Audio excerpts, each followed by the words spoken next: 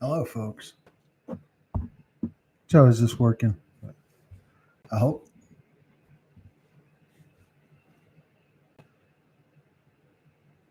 All right. Here we are again. I didn't think I would be going live again so soon since we did this yesterday. But since we since we had a premiere, I thought that it would be a good idea. So, are you guys hearing me?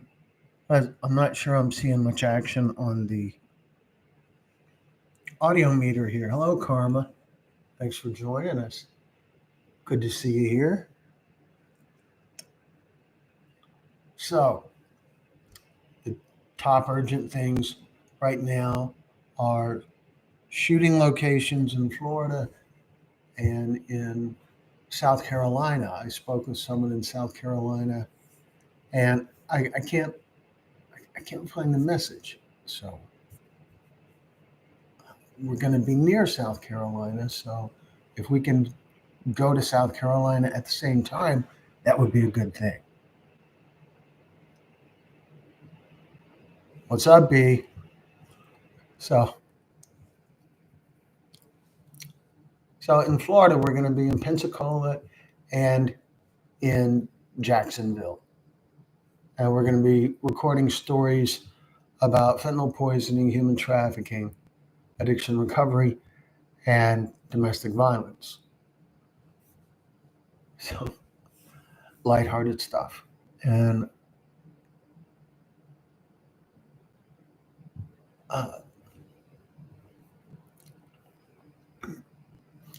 anyway, so that's going to be coming up in mid to late March, and we're trying to get things organized and sort out whether we're going to go to Charleston or not, as well as making people aware of Pensacola and Jacksonville, and we'll create an opportunity for people to sign up for those events very soon, and we'll announce them in the YouTube community section posts or whatever it's called now, and we will also announce it on the Texas Pictures Facebook page and on my Facebook page and in the private Facebook group that we have, which is reserved for people who have shared their stories with us and people who wish to. What was I doing in Phoenix? I was doing what I always do.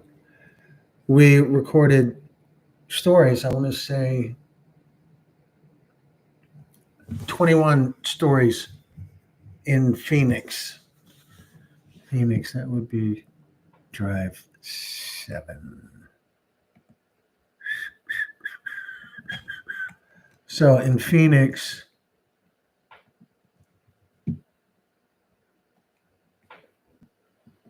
I'm almost there.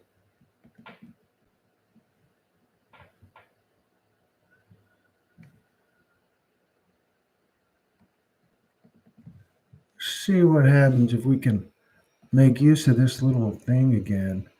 So in Phoenix, yeah, we were shooting.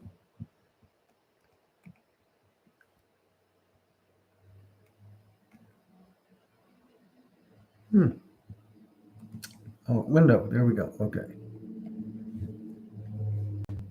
There they are. Those are the stories. Those are the people we interviewed. Some of the people represent. It's not one story per person. In most cases, it is one story per person, but in some cases, there is a mother and daughter or husband and wife sharing the same story. Thank you, Karma. Thank you very much. So these are the stories that we shot in Phoenix. Okay. So, how about that? How easy was that?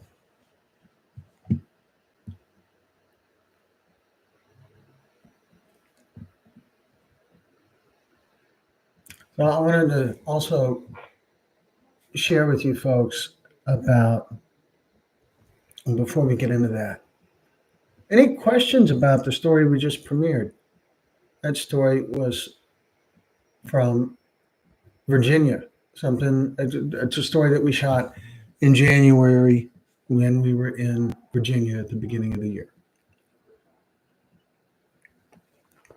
At a wonderful place called the McShin Foundation. It's a great recovery uh, facility and attached to a church. And the people there were just wonderful and very committed. We interviewed the president of the organization, and as one of our stories, she's in recovery long term, and it was a very cool story. So,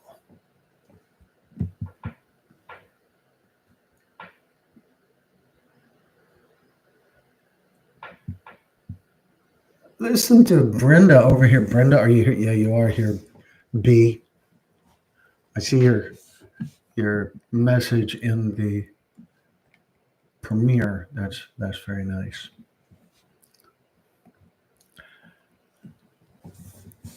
So I wanted to ask if any of you have seen the story on our channel. It is episode 191, Michael DeBruyn's story. I am going to all the juice. Hello, all the juice.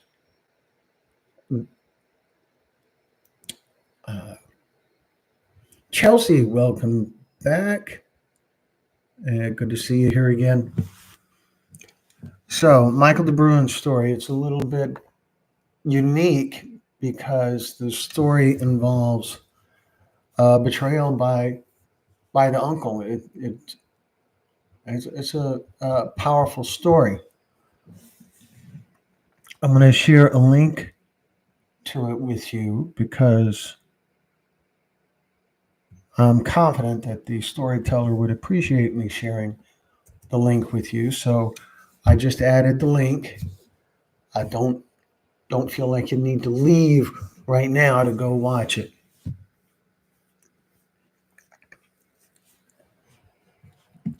It was a special story. We shot this story in Pittsburgh, and yeah,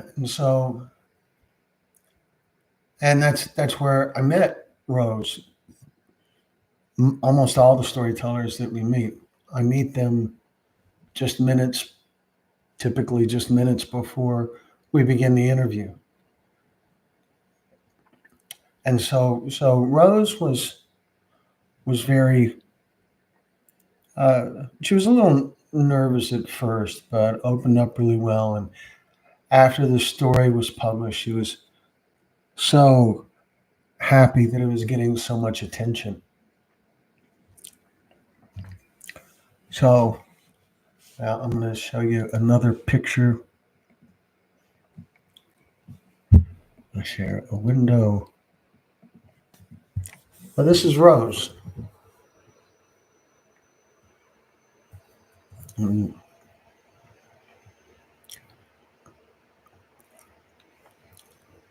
Till Tuesday, Rose passed away. She had a heart attack triggered by a blood clot.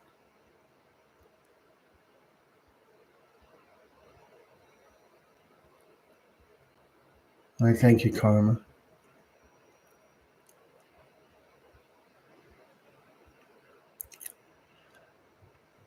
So I'm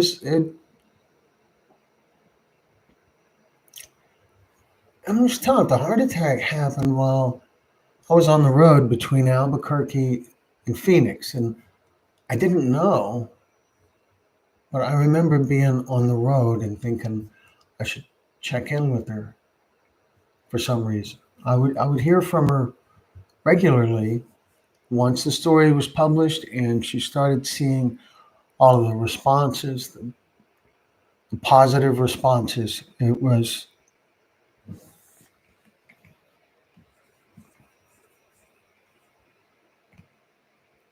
she got something good about the story being public. Yeah, she was a warrior.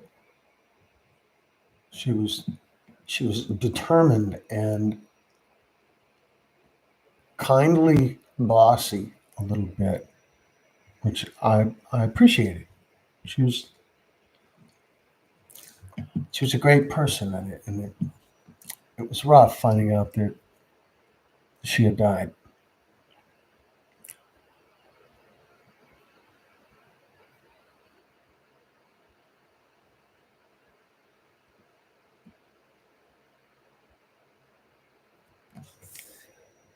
Yeah,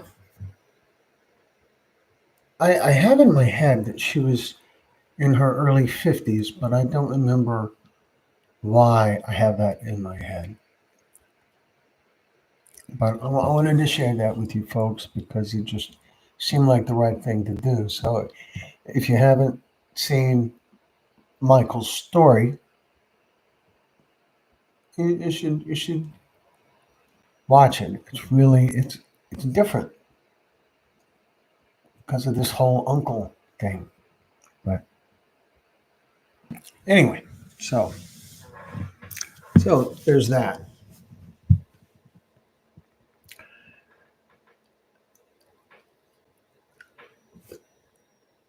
So folks, let's see. Amy Pearson, small town in Indiana. Indiana. Uh, oh, we heard from someone in Illinois. I realize that's not the same state. Small town in Indiana, thank you for this channel. I know that I'm not alone in this world of tragedies. Your voices are heard. Thank you. Thank you, Amy. I feel like we have had a couple of inquiries from people in Indiana hoping to share their stories. We travel a lot and can come there.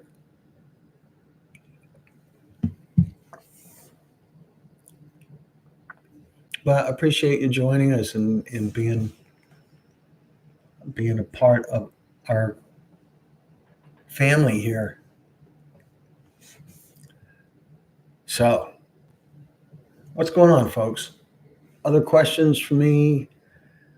Uh, Florida's the big thing on the agenda right now as we're sorting out the final details of shooting in Pensacola and shooting in Jacksonville. There's also an inquiry from down around the Space Center in Florida. May be able to make that, maybe not. We'll kind of see. We'll kind of see where that goes. Joe, what's going on, folks? Other questions, comments? How many storytellers are with us? How many people who've been in one of our stories? Recovery story, a fentanyl story.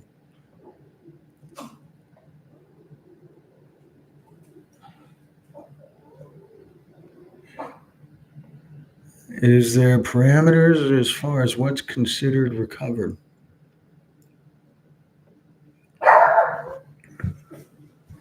People that are in recovery are taught never to think that they're recovered, but that they're in recovery.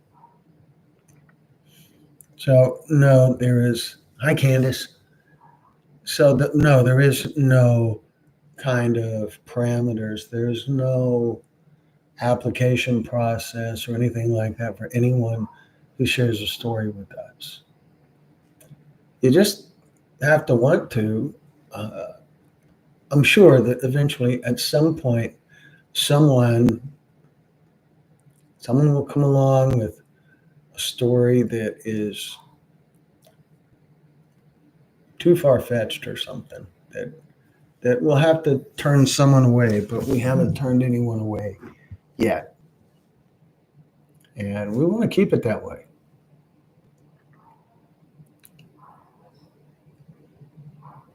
Hey, Pat. Good to see you here, Pat.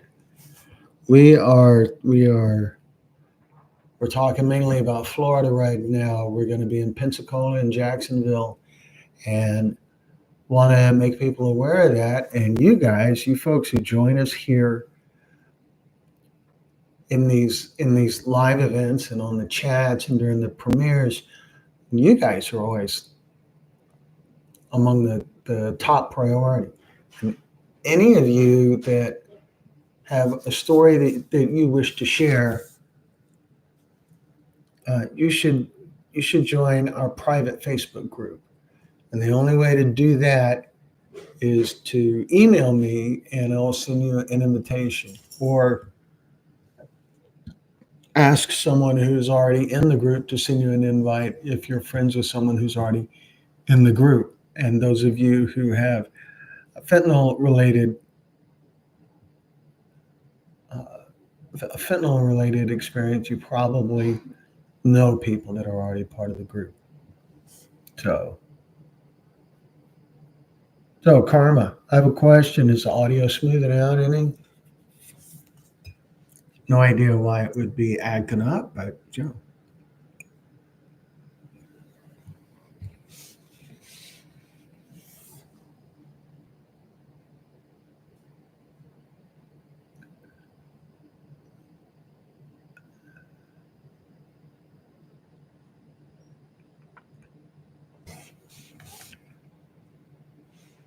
So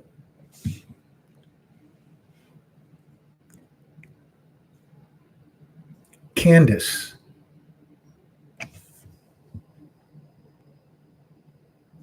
why do I know your name? It's terrible. I'm awful with names. I'm terrible with names. So help me. I know we talked before. Have we met, or have we talked about doing a story?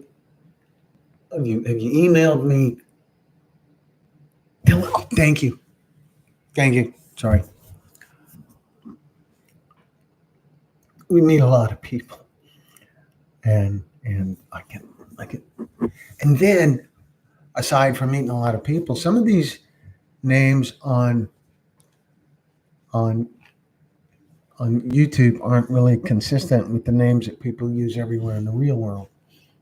So there's that. All right. So how many other storytellers are here? We have Pat and Candace. Who else is here that's a storyteller?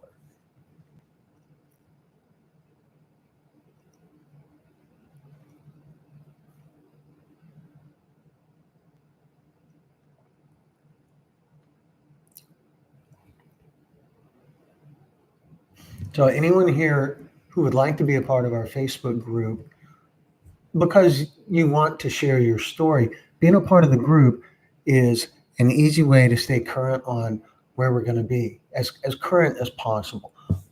I'm not current on where we're going to be next.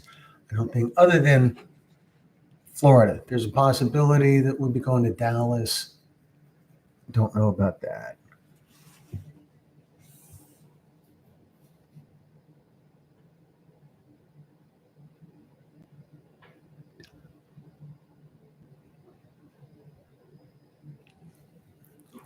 Took me a minute to figure out what was going on there. So yeah, the easiest way to stay current on everything that's happening and to reach me or Sherry or any of the storytellers, virtually all of them, all the storytellers are members of the group. The easiest way to do that is to be a part of the group. So feel free to uh, send me an email through info@texas-pictures.com. It's very easy. There's also a link in the About section on our channel that has our email as well. Well, gee, Candace, I don't know if you're part of it either. Suppose I could look. How did I do that? But you could be, where is it? There it is. Let me go to members. And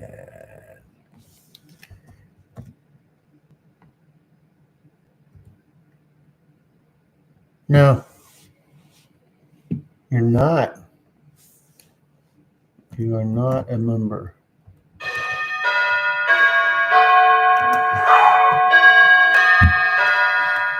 Uh, Clearly, there is a visitor to Texas Pictures World Headquarters here.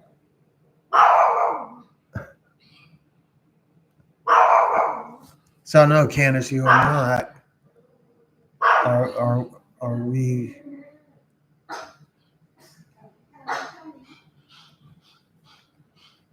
Are we Facebook friends? Look, there we are. There we are. Quiet, Coco and Moxie. Moxie, be quiet.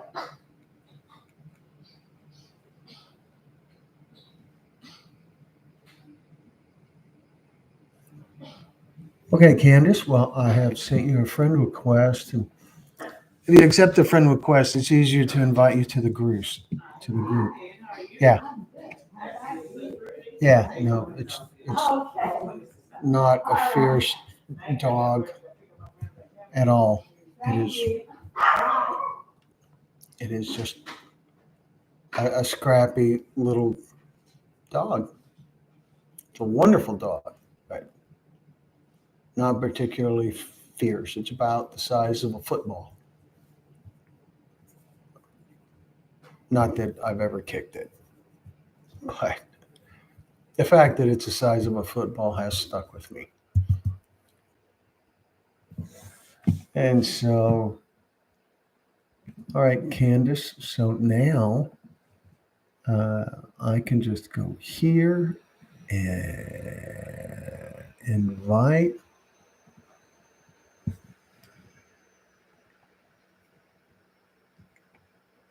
Oh, okay, there.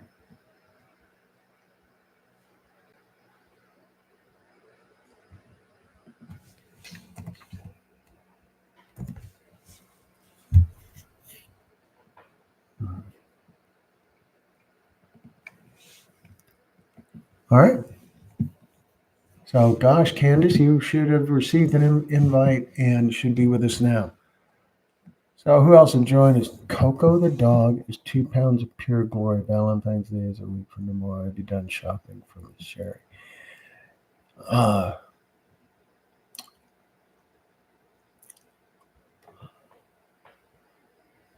GB, thanks for that.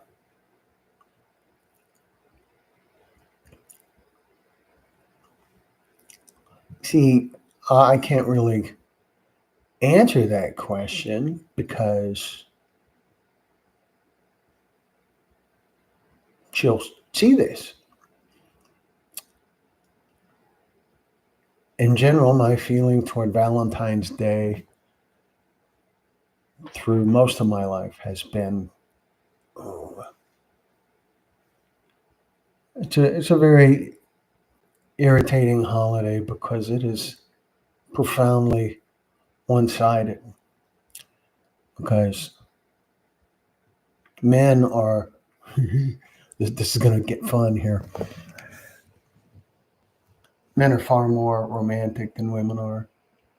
That's that's certainly clinched a lot of people up to hear that. But holy cow, who writes almost all of the love songs?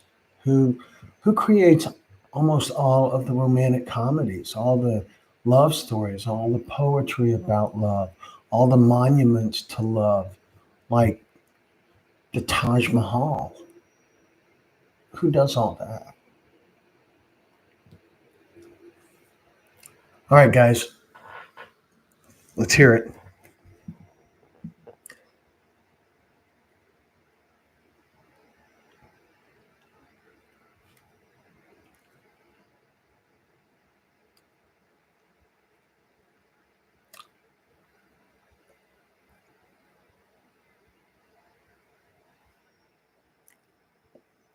Romantic but forgetful.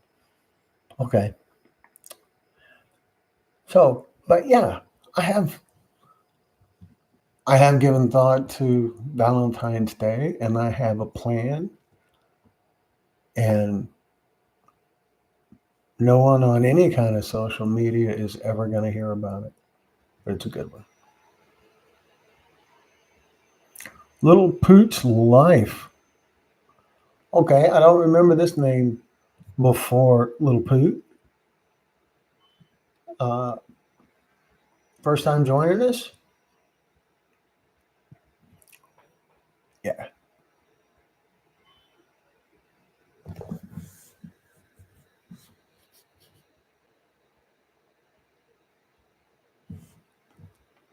So, Candace, I think that you'll find a lot of interesting stuff in the Facebook group. Scroll through it and see what's been posted. And if you think of any of the storytellers that you watch their stories and you have questions for them, that's the place to reach them. So, you have at it.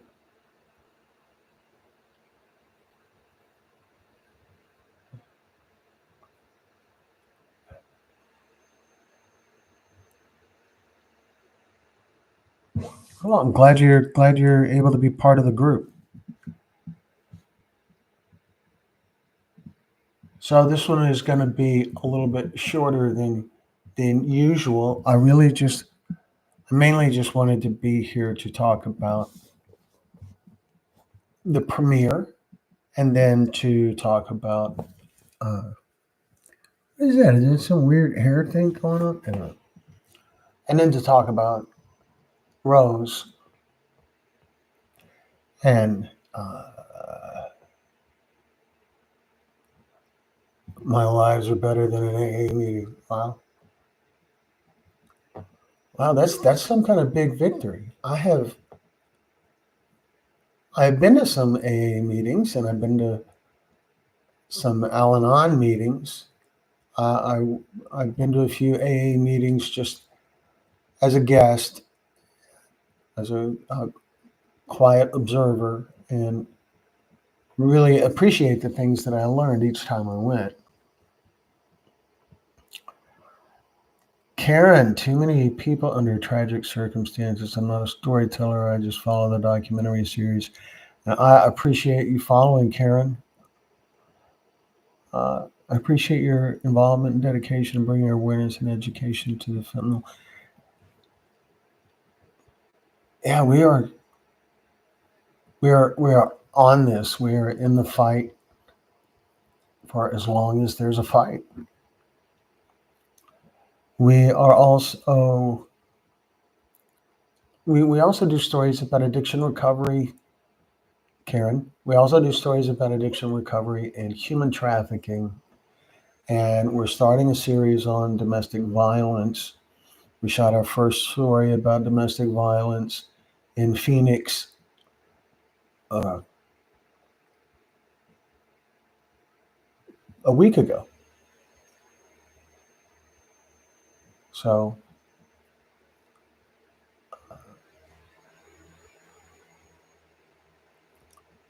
we're into a lot of things. We have all kinds of stories that matter.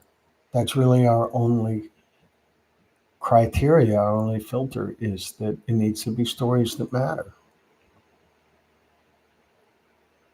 Thank you, Candace. These thumbs up, guys. Yeah, hit the thumbs up wherever it is, and hit the thumbs up on the premiere. If you're on the premiere, hit that thumbs up button that's there underneath the video. Hello, Jackie. Jackie Blue. I sure wish I could keep all of y'all straight.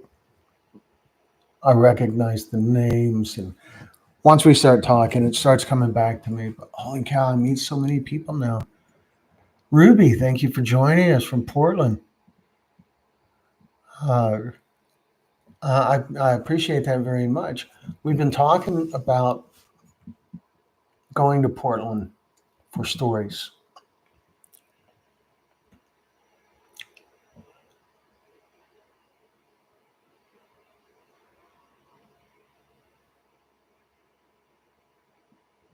I don't, Pat, I don't think there's another button that does the same thing. The YouTube algorithm looks at those thumbs up and says, ooh, people like this. If there's comments on the story, the YouTube algorithm looks at that and says, ooh, people like this also. And from that, the YouTube algorithm figures out that more people might like to see it. And that leads to more views. And it can kind of snowball. Yeah, I get what you're saying. We've heard that before, Pat, that the thumbs up doesn't really fit with a story that is so wrought with tragedy. But I think it might be better to have a button that is like a thank you button or I appreciate the message button or something. But thumbs up is all we got. So Ruby,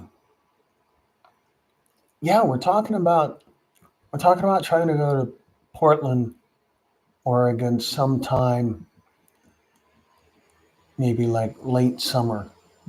It's a tricky balance we got going here. We have about 40 stories that haven't been edited yet that we're working our way through, and just trying to maintain the balance.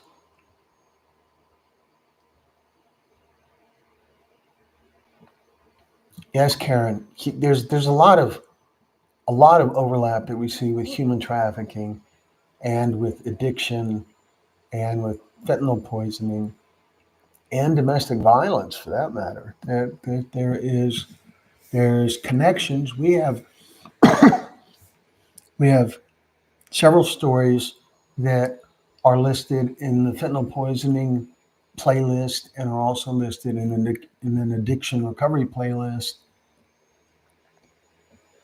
That's the big overlap, but that's the two categories where we have the most stories. We have over 200 stories of fentanyl related topics, and I want to say there's about 35 addiction recovery stories, maybe 8 or 9 human trafficking stories, and we have no published domestic violence stories yet. We've only shot one story, and so that story gets some extra attention because with the first story, that's where you kind of establish the format. We're still struggling with coming up with a title for the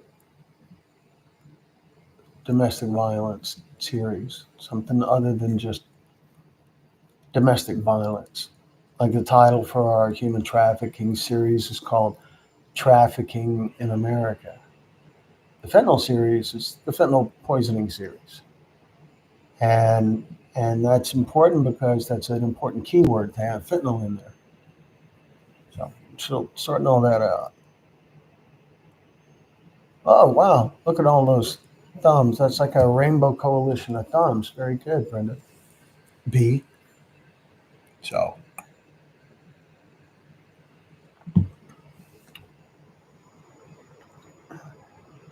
I really appreciate all of you guys joining us. Is there other questions you guys might have for me, for Texas Pictures?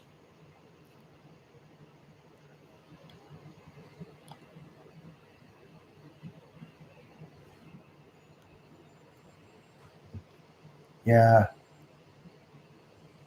we're all learning these. We're all learning.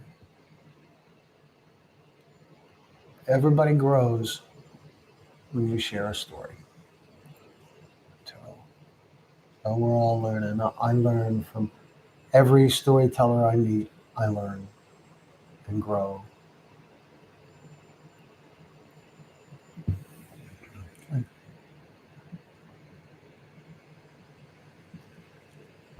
So y'all seen the awesome coffee mugs, right? They're cool. See, on the front, it says, or I guess that's the back. That's usually facing me.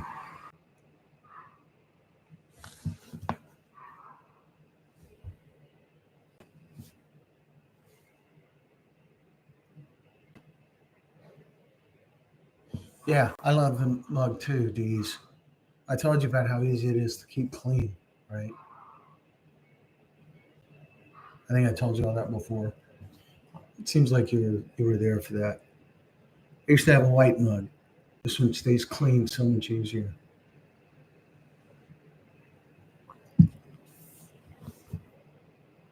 You guys hearing me still? I don't know what happened, why it cut off. Maybe there was some issue with the internet connection here at Texas Pictures World headquarters. But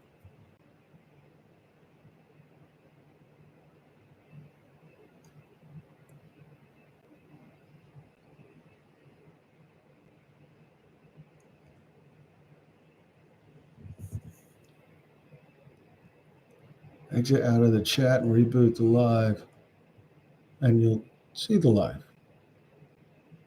All right, everything's good, right? Right now, y'all are seeing me, right? Everything's good with the live.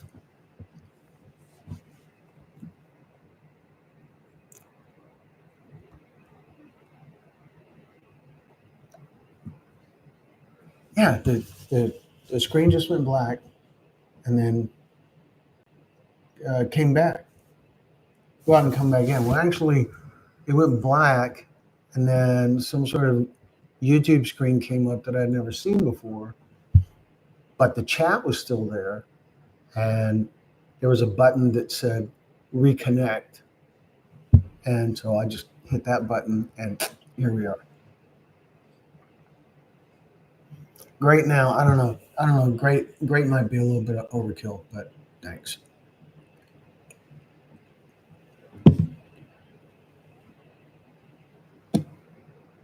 So what can I tell you, folks? At some point, I think maybe on the next road trip, I might set up like a Google Meet thing with a link that you guys can click on and we can all just talk. I can't really interact the same kind of way if I'm connected while I'm driving, but we can have a kind of a open dialogue kind of thing that whoever wants to dial in, it would uh, just be dialing in. You can have your camera on or off, but I thought it might be good. The reason there's not more human trafficking stories is because a lot of those people don't live to tell their stories, including family members who don't know what happened to their loved ones. Yes, I have a friend who's a retired police officer, and he is working on developing like a podcast or something that features missing people in cold cases, and that's something we're hoping to bring you guys soon. I was also thinking about there's been talk of a series that is about people that are missing, because this is a good different kind of platform to make public the faces of people that no one can find. I also thought about I think I mentioned this before, making a series that works with a homeless population who want to send a message home. Could call the series Messages Home, and we could set up in a public location where anyone who is homeless or unhoused, or whatever the proper way to say that is, anyone who wants to can come up and send a message home by making a kind of a testimonial, I guess, saying whatever they want, to their family. I'm here and I want to come home. I'm doing fine. I'm not doing fine. I miss you. Whatever kind of message they have to share.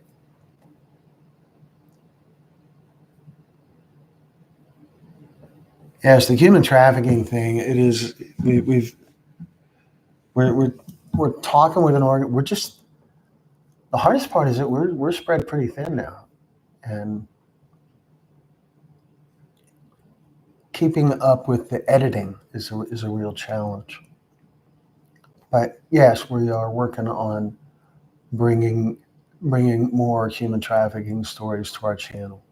They are powerful and tend to have happy endings, and that's a nice thing.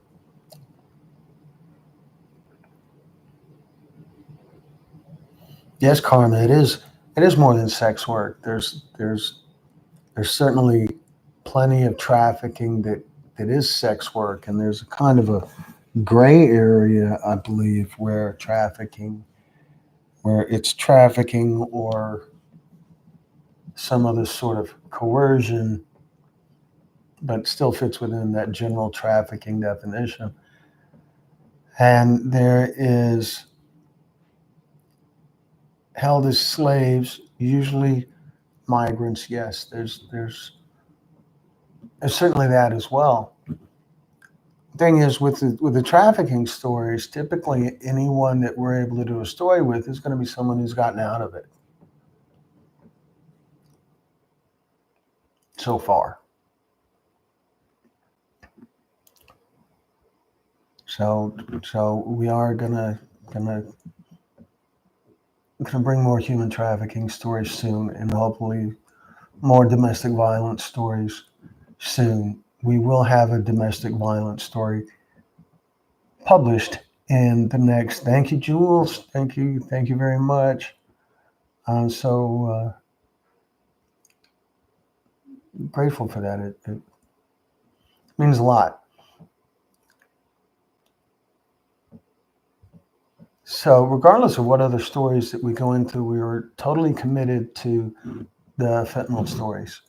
That we are very much in that fight, and we are staying in that fight until the fight is done,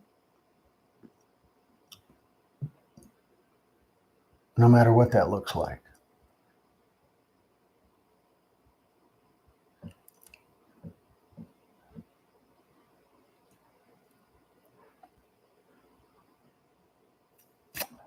I can tell you, doing these live things is a little bit weird. I'm a filmmaker, journalist, video producer guy. I'm not a in front of the camera guy. And so I appreciate interacting with you folks. It helps me to have this chance to connect with people and to get feedback and to learn more about how the stories that we do are received. So, Jules,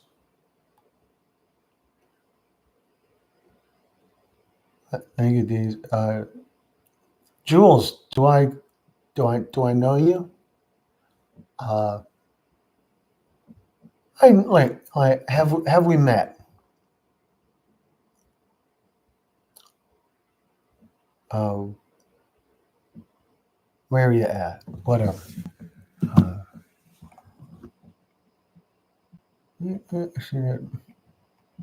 Look at all these words. Look at that. Look at that. I can. Huh. Well, I'm still learning how to work all of this stuff. You see, there's a thumbs up, and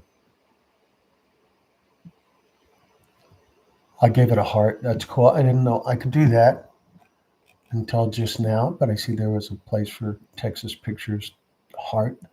That's cool. And where you at, Jules?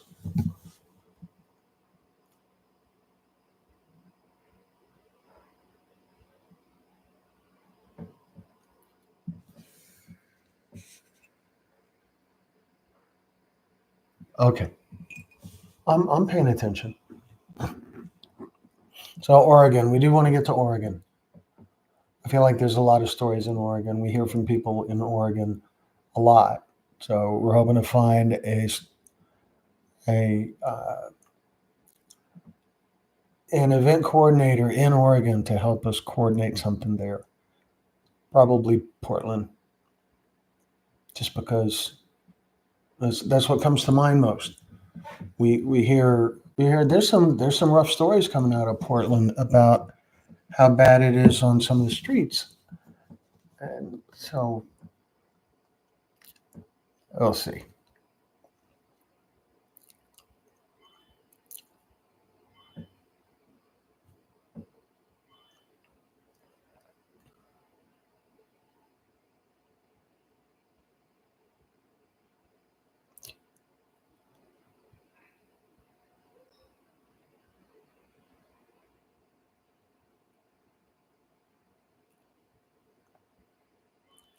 Well, Jules, your stepdaughter could still be a story. We have a whole series of addiction recovery stories, and those stories, the recovery stories, mm, all of the stories are really important to me. There's this extra thing about having the recovery stories. So many of the commenters on the so many of the commenters on the fentanyl series are people that are in recovery, people that are new to recovery, or people who just want to be in recovery. And so being able to reply to those comments and tell them, we also have this series of addiction recovery stories that really just means the world to me. So being able to direct people to that and being able to keep that series growing is so important. It doesn't it doesn't do a lot to help the channel, but it helps people, and it helps me. It's just is gold to be able to give these people I never met, probably will never meet, to be able to give them a little bit of support and tell them, hey, here's some people that have been through what you've been through, and look at them. So it's gold. So I'm gonna look at something again now.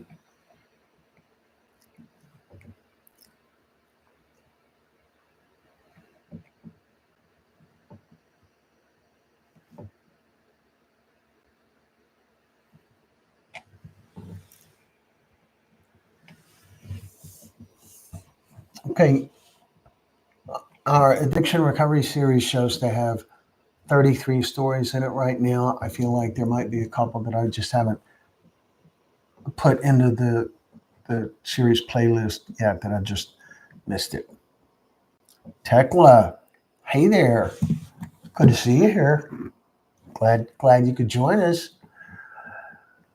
Even though we've been live for close to an hour now, and we're going to be wrapping it up soon. I said we were going to wrap it up, like 25 minutes ago, and still here we are. So I'll just keep going a little while,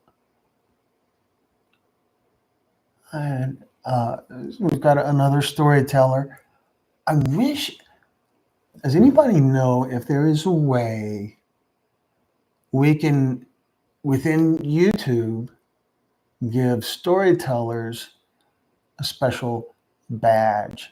I know there's badges like if someone is a member, which requires paying a fee every month. It's a $3 fee. We have it set as low as YouTube recommends. If someone is a member, there's a special badge that shows up with their name. And I'm not saying you guys need to be members. You're very welcome to be members. We value our members a great deal. But I'm not trying to sell being a member, but there's that badge thing. does anybody know if there's any other way to any other way to give badges? It would be great to be able to give badges to our storytellers, just so when they show up in chats and stuff like that, I know, hey, this is it would help me. So if anybody knows a way to assign badges to people like that, I would love to hear it. In Richmond, the 12th of February,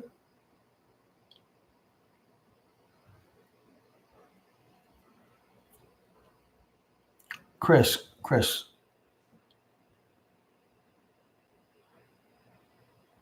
Townhouse Chris, right?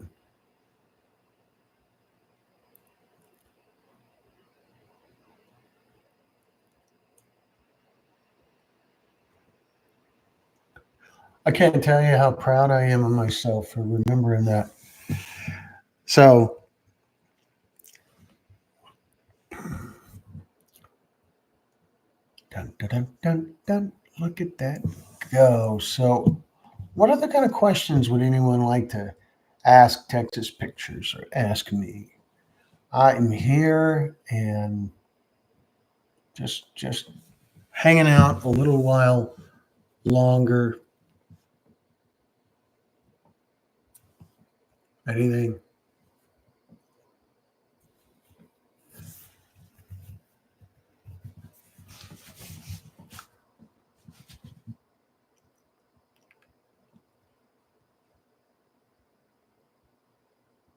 Jules NBC. So that's her initials. NBC. I couldn't guess. I would have never come up with a breast cancer connection.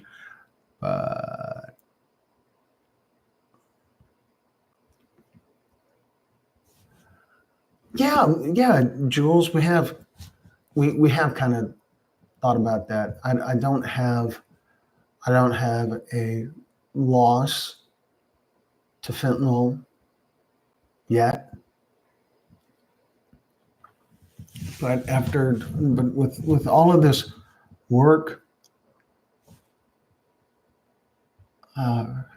with all of this work, I feel like I have plenty of losses. I have plenty of friends that have lost someone. Now we're still connected with virtually all the storytellers. We hear from them now and then. They're all part of that Facebook group, or virtually all of them are part of that Facebook group, and we're still very connected to them. But I haven't lost anyone. I'm not. I don't have any kind of substance use disorder. I'm not in recovery. I just care about people. But Jules, Texas Pictures has been in the video production business. We've been around for 18 years. And we actually started our YouTube channel in 2009. But for most of that time, up until a little over 2 years ago, all we really ever did with our YouTube channel was use it as a way to showcase our production work. And most of our production work was industrial training and safety videos, and promotional videos for businesses, and occasionally a documentary. We made a documentary about a shipment of medical aid that went to a town in Siberia back in a long time ago, 1992.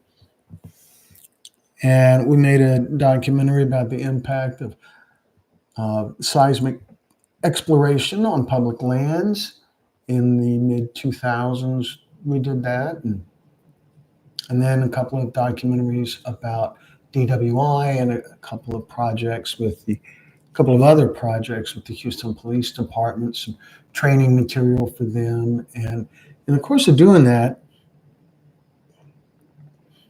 we started sort of becoming known within the law enforcement community. We started doing work for Mothers Against Drunk Driving. And much of that work for MAD was very much like this work, interviewing victims and family members of victims of drunk drivers, that kind of thing. So as we began building up this reputation, we started getting more and more projects from law enforcement and from municipalities like the city of Baytown, the city of Houston. Uh, well, I'm drawing a blank. There's the city of Belton, which is also in Texas, and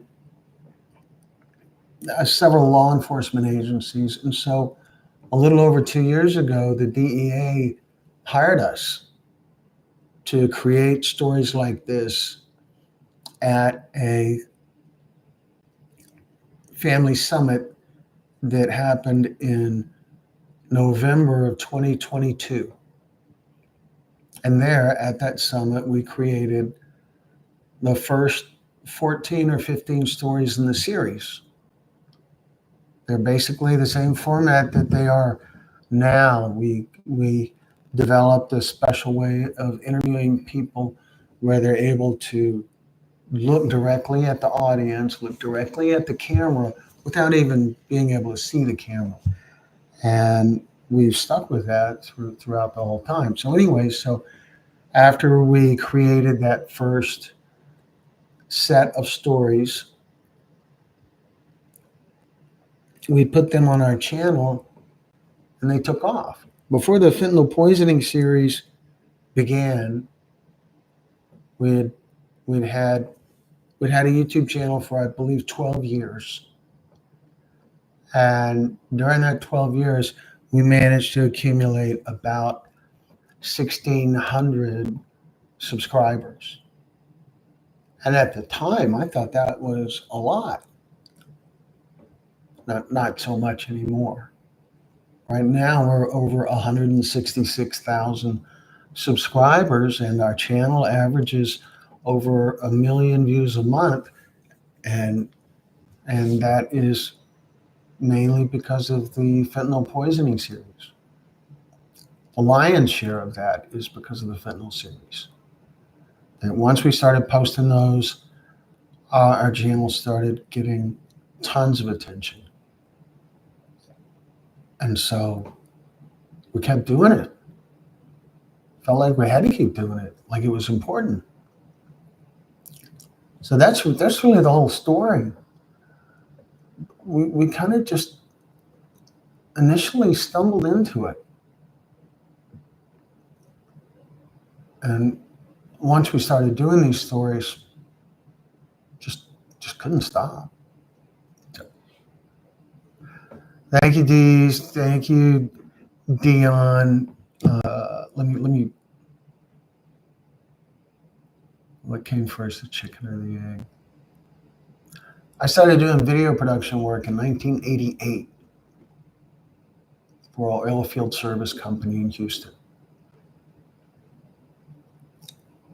So I don't know if that's the chicken or the egg, but that's when I started doing this kind of work. I was a journalism major in college, and I always had this real passion and fascination with the power of film, power of documentaries. Okay, so I feel like I've missed a question or two. Have I done? Okay, I did it. Thank you for all you do, Dion. Thank you.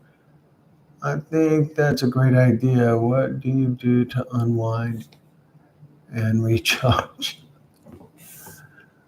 All right, Karma, the first thought that comes into my mind about what I do to unwind and recharge is strippers and beer. But that's a joke. It's just a joke. What I do to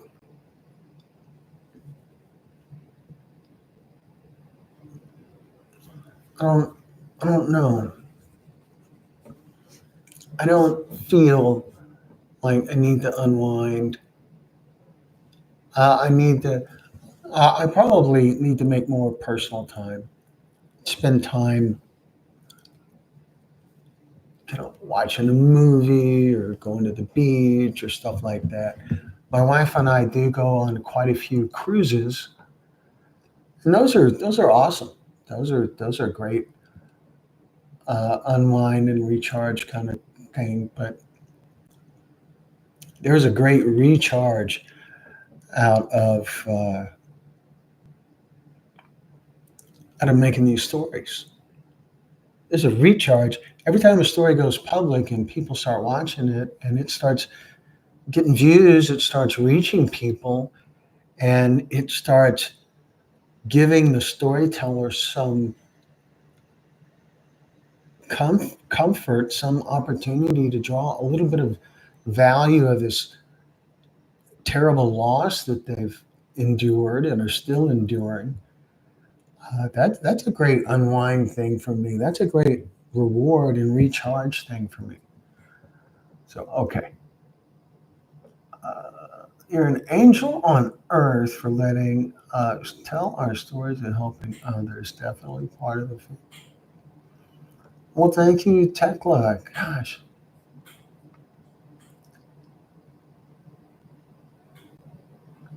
that doesn't make you less than someone else who has experience in the drug epidemic, or that you don't have a family member who's experienced drug addiction. You're a caring man who has a big. Yeah, we can put all kinds of words at the end of that, but I'll go with heart. Yeah, okay, there it is. Okay. Thank you, Dees. Thank you.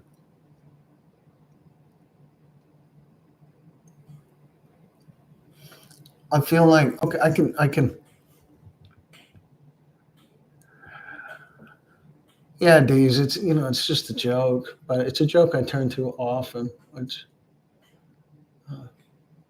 it's funny to me. So, what else? We have a couple of storytellers. Oh, okay, wait. Uh,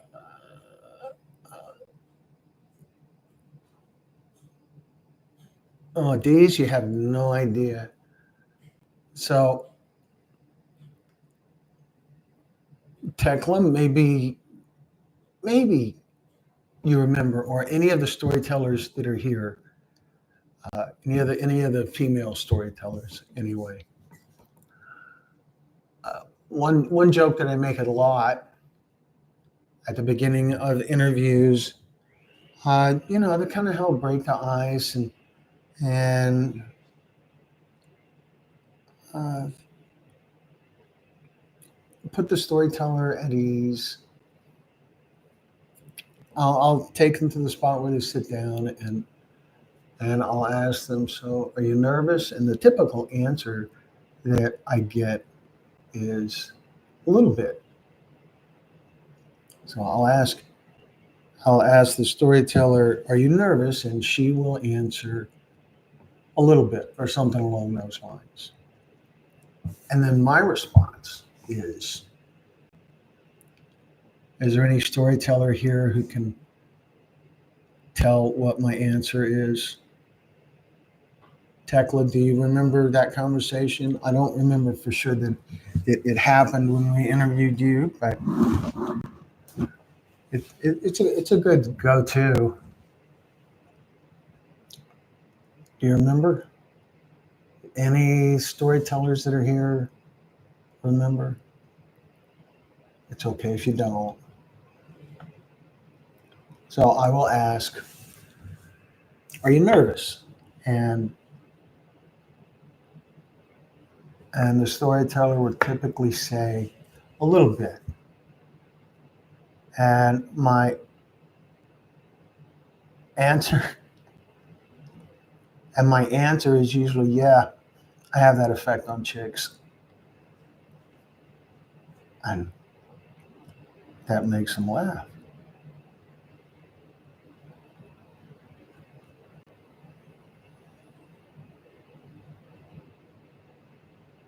Well, yes, that is. Why are you here? That's the first question after asking your name. No, Pat, I didn't queue up the "I have that effect on chicks" when I interviewed you. Go figure. I am a Pisces. My birthday is coming up. Chris, your dad purposely overdosed on the 7th last week. You said to me.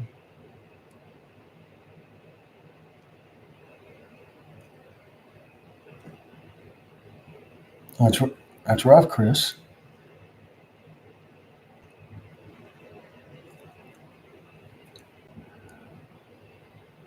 Yeah, too funny. See, I have that effect on chicks.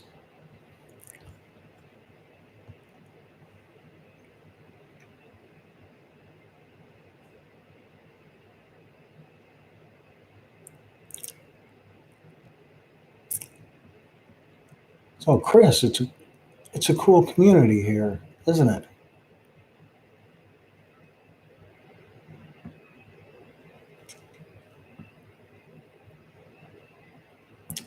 So, yes, Pat, at the beginning of the interview, typically the first question is we ask the person to say their name, and they can usually get that answer right. We ask them to say their name, and then I usually start things off by saying, "So, why are you here?" And that's a good, broad question. Good, broad, vague. Why are you here? And that gives the storyteller a chance to go whatever direction suits them.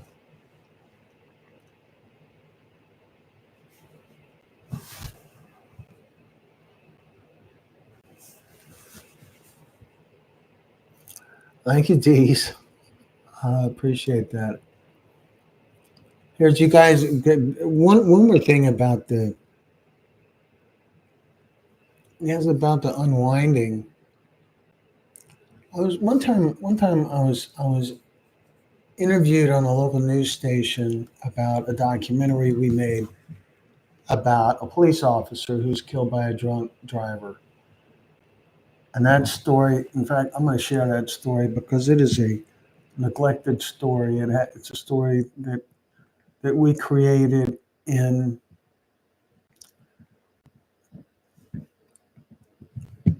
I want to say around 2012. And it was something that we made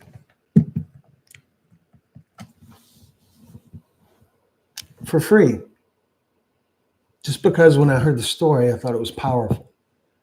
And we made it, the Houston Police Department cooperated with us in a wonderfully substantial way. Now they're one of our clients, and so we had a trust relationship in place, and so it just worked out very well. But the story, this it's a powerful story. So I'm gonna post the link. It'd be awesome if you guys would go watch it sometime soon. That's a story. It's called End of Watch, the Kevin Wills story. And anyway, so there was a story about it on the local news, and at one point, uh, the reporter that was interviewing me asked me, "So why do you do this?" And my answer, I said, "If you have the ability and the resources to contribute some kind of way, it's sort of a sin not to."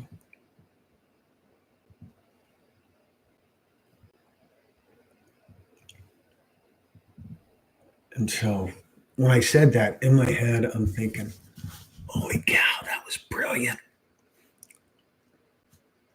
But it is, that's how I feel.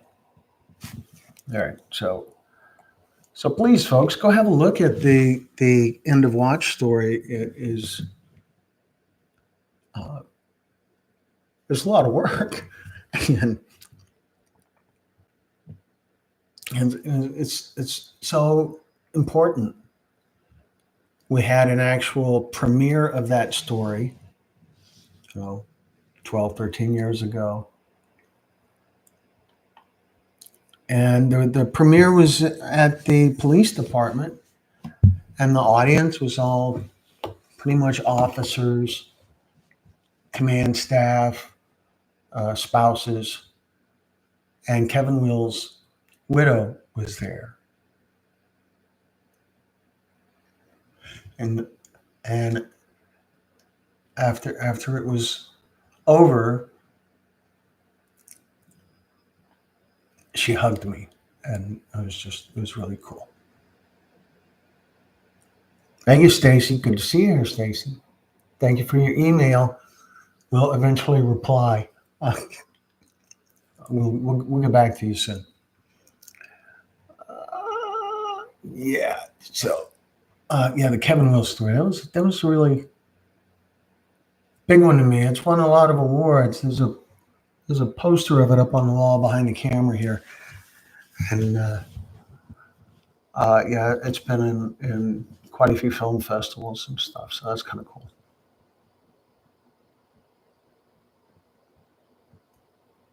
Yes, we have quite a group going here. So who else? Who else has come? How many storytellers do we have right now? If the storytellers could just kind of, I don't know, sound off, raise your hand, post a smiley face or whatever, just to see.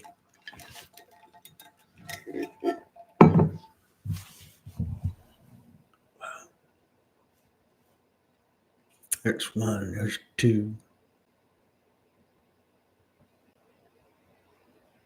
These?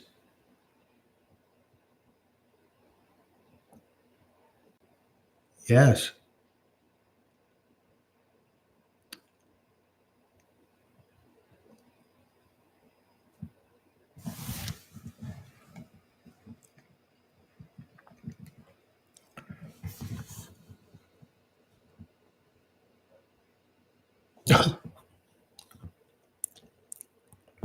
GDs, that is not a surprise. Somehow I get that idea.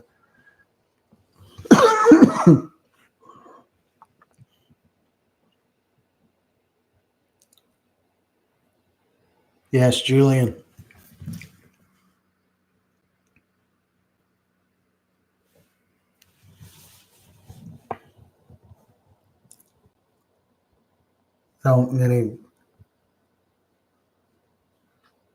So many powerful stories. We are with you guys.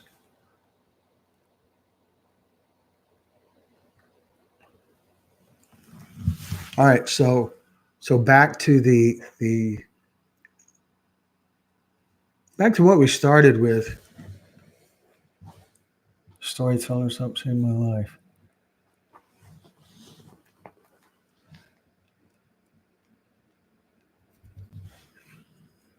50 years. Yeah, I was 50 once.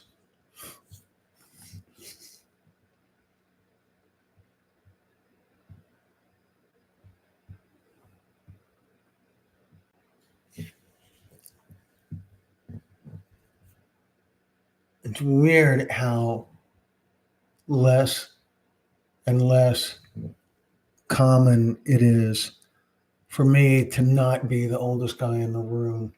That's kind of weird. It's been a hard life lesson, me too. I should have told stories about my parents. Well, Tekla, we're all over the place all the time. There will be other opportunities to share stories. So far, we've never turned anyone away.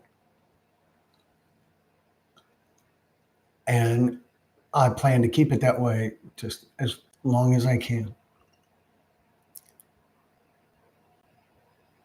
We'll never, yeah, Stacy. You only see 50 once. And this is almost 13 years ago for me. So, yeah, I kind of missed 50. I was running then. Yeah, but boy, that's a whole other story.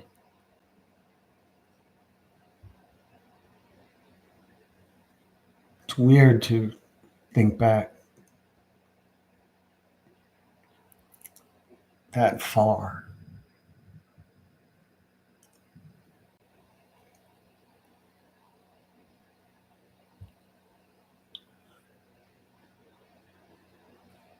"19 for you, Stacy. Are you saying that you're 19, or are you saying that you're 19 years beyond 50?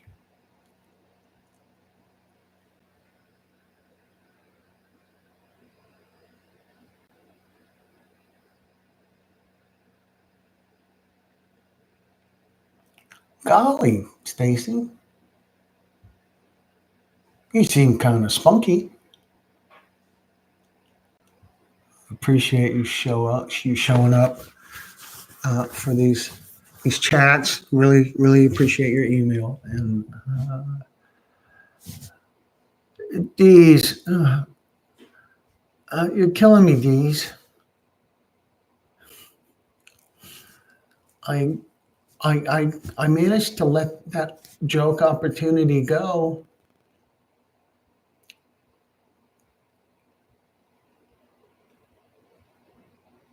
No video from me. Goes fast. Okay. Yes, Stacy, it does go fast. And here's the thing, it just goes faster and faster. That when you were 10 years old, a year was a tenth of your life. And when you're 50, a year's a 50th of your life. It just goes faster and faster. It's crazy. Candy Baby, thank you for bringing awareness. My heart breaks for these families. We need to treat fentanyl like COVID-19. Yes, and quite a few of our storytellers bring up that comparison that everybody took COVID very seriously and gave it lots of attention, and that's not happening with fentanyl. However, it does seem that right now there is a lot of attention toward fentanyl. I think some of it is I don't think it's all constructive. I suppose any publicity is good publicity because it puts fentanyl out there in people's faces. They hear about it. But there's been a lot of talk about how Canada is responsible for a lot of fentanyl flowing into the country, and there's no evidence that supports that. None. I'm not saying it's not happening. I'm not saying it's happening either. I'm saying there's no evidence. There's no evidence. China and Mexico. And most coming over the Mexico border is being brought by American citizens. 86% of the people convicted, over 86% of the people convicted for smuggling fentanyl into the United States through Mexico are American citizens. And as far as illegal immigration goes, there's all kinds of good, solid arguments about changing border policy and about doing things to stop illegal immigration. There's plenty of good arguments for that, but fentanyl's not one of them. Of all of the illegal immigrants that are captured by Border Patrol, less than half of 1% of them have any fentanyl on them at all. Half of 1%.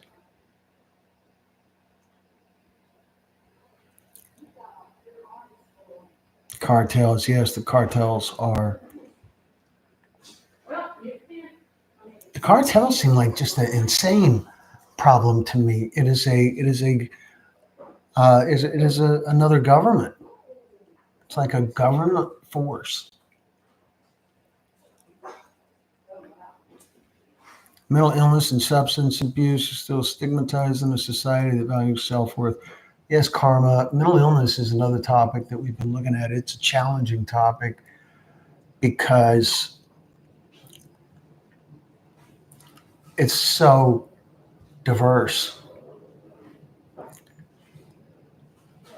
It really, our strategy with mental illness would be that it would be a way to address suicide without using the word suicide.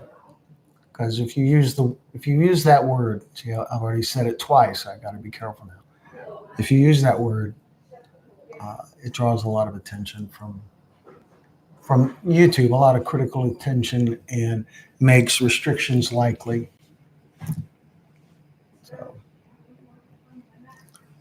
So I am looking at. So I'm looking at how the news story is doing, and right now the news story has over 2,300 views so far.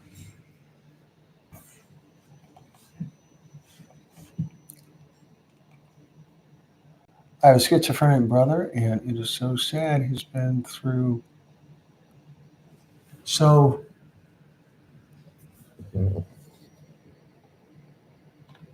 It's hard to envision how to craft a story around a topic like that becomes something that's helpful to the audience.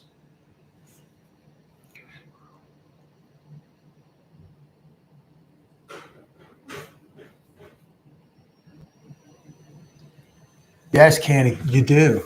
Drug-induced homicide, that law has actually been around for a long time where you're at. We have one of our stories is about drug-induced homicide. It's about the storyteller created an organization called Drug-Induced Homicide. Her name is Terry Almanza, and she's a former Chicago police officer. She was a police officer when she learned about the absence of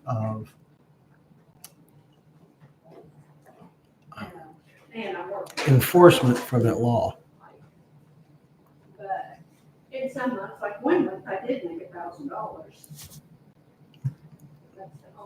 There's more and more states are passing similar laws that make it possible to provide stiffer sentences on dealers who sell lethal. You've got to get luxury. Yeah, that's just background noise. Don't worry about that. That's where you make. That's a serious thing. Prosecuting, having that level of consequence can make a difference. That it's not going to bring anyone back, obviously, but having that level of consequence creates a deterrent, and it also creates a tool, because if a dealer is looking at that kind of a severe consequence, the dealer is going to be more motivated to snitch, more motivated to turn over his source, more motivated to give up the next level up. But the really big thing, I believe, is the demand. Whatever creates the demand, and some large part of the demand issue goes back to the mental health issue. As the demand, without the demand, cartels wouldn't matter. The dealers wouldn't matter. So Netflix didn't put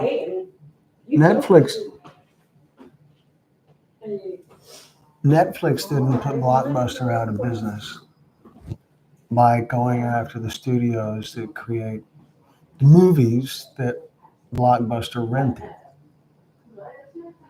Netflix put Blockbuster out of business by going after the customers, by providing a better alternative. I don't know what that alternative is. For each person, I suppose it's different.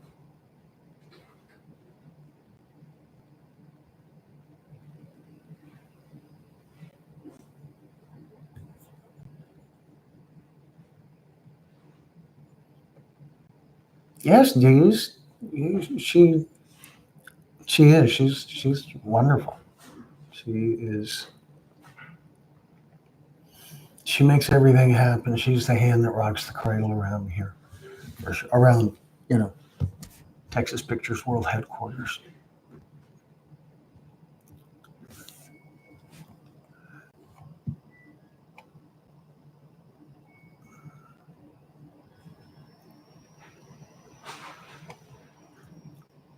Sorry to hear about your brother, Dee's. That's tough. With anyone dealing with something like that with someone they're close to, they have a good grasp of what's inside, what's behind whatever whatever challenge they're facing, whatever demon is bouncing around in their head, whatever they're dealing with, if it's a mental health issue, if it's addiction, something else, that the people that are close to that person suffering, they know what's behind all that. They know the person behind all that.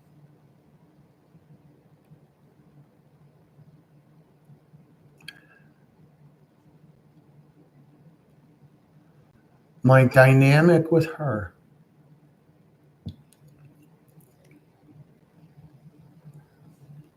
Yeah, exactly. These, that's you've seen them all. Yeah.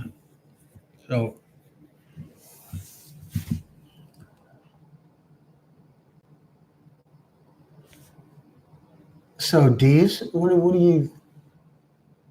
do you know about my dynamic with Sherry?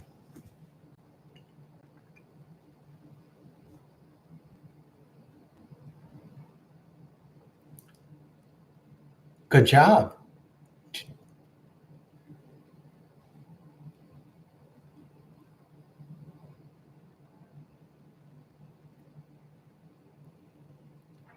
Well, thanks, Dees. Well, Candy, yeah, that seems a bit young to conclude that a patient has ADHD if they're 5 years old. That seems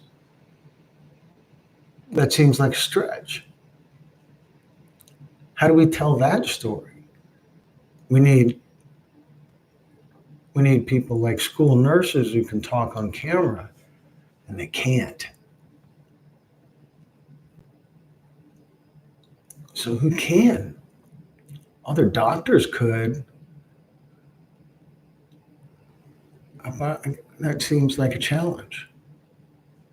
That seems because you're asking a doctor to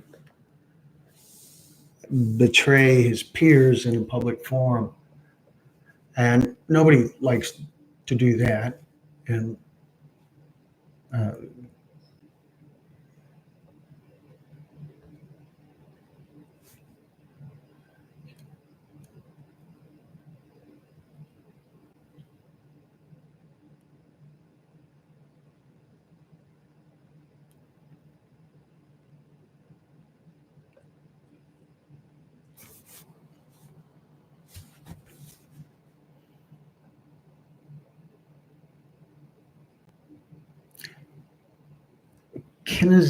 what?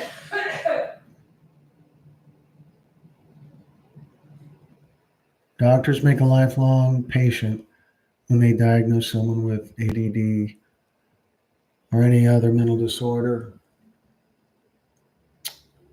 Yeah, yeah, that's how it works. It seems it seems like a stretch to think that doctors plan that far ahead.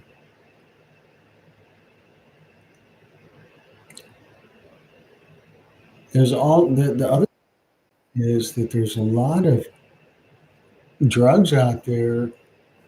We all see commercials from pharmaceutical companies telling patients to ask their doctor about whatever drug. Ask your doctor about Prevagen, or ask your doctor about. I'm not picking on Prevagen. It's just the first one that came to mind. That's that's that seems just profoundly wrong to me, to make the consumer feel like they need to go to their doctor and ask for drugs. There's no reason for pharmaceutical companies to have the opportunity to advertise directly to consumers a product that consumers can't buy from them directly.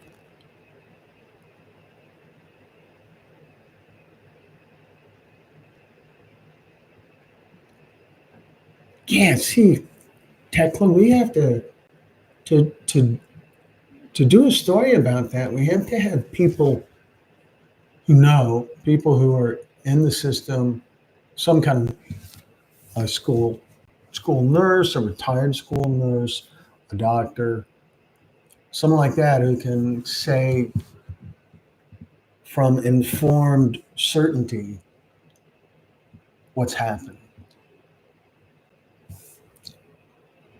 So that would be a cool thing.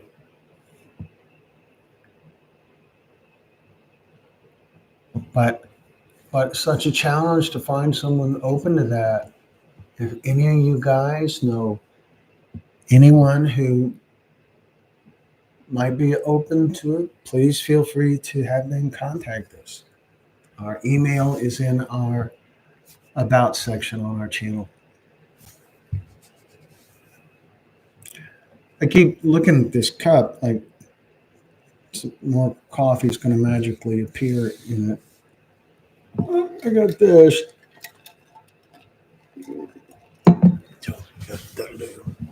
Well, okay. We've been here over 90 minutes now. So, Michigan, Detroit.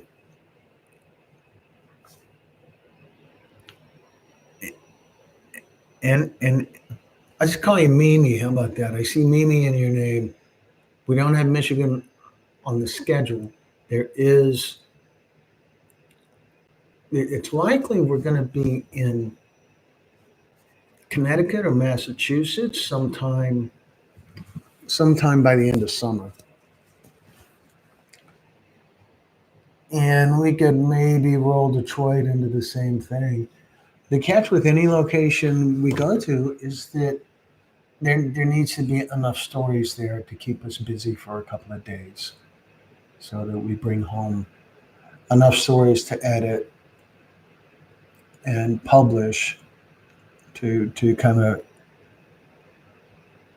have stories to tell. I know you do. I know Detroit's got a lot of stories. We did shoot in Sandusky, Ohio a few months ago, and that's kind of close to Detroit, right? 2-3 hours away. Sexual, physiological, environmental factors influence fitness, health, and wellness. It's a branch of science. Cool.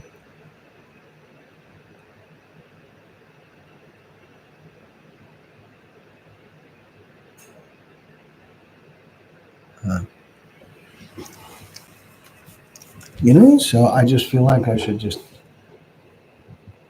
keep going, but I think it's about time to wrap it up. We're over 90 minutes, and this is restarted, so we're probably over 2 hours total, I think. I think there was that relaunch button way back when things went blank, and so it's probably about time to wrap it up this time.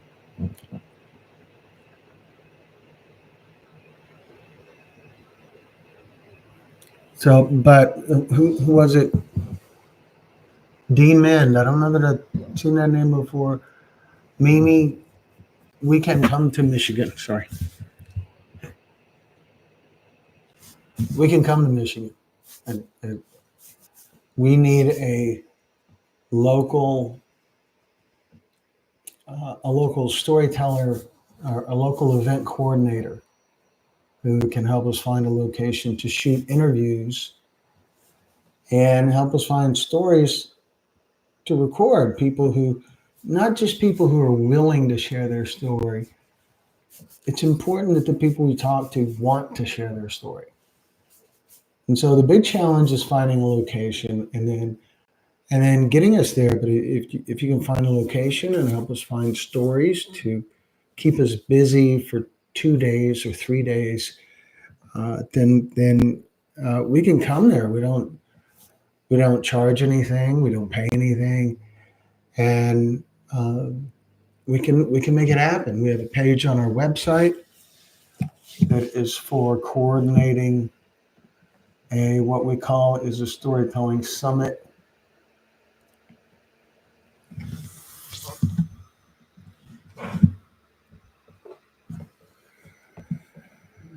So we have a page on our website for that. And I am adding a link that anyone, not just Detroit or Michigan, but wherever, that this is how we wind up at every location we shot stories at. They always begin with one local person who has a story they want to share and is motivated to help us make it happen. Thanks for joining us, Tekla. I am going to say goodnight too. So we're over 90 minutes here, and I am very grateful for all you folks joining us. If you're not a subscriber, holy cow, you should be. And appreciate you watching. So watch the Kevin Will story that we posted a link to further up in the chat. And watch Michael DeBruin's story. So thank you, Stacy. Thank you, Karma and Pat. Good seeing all you guys. And we'll be back soon. Thanks.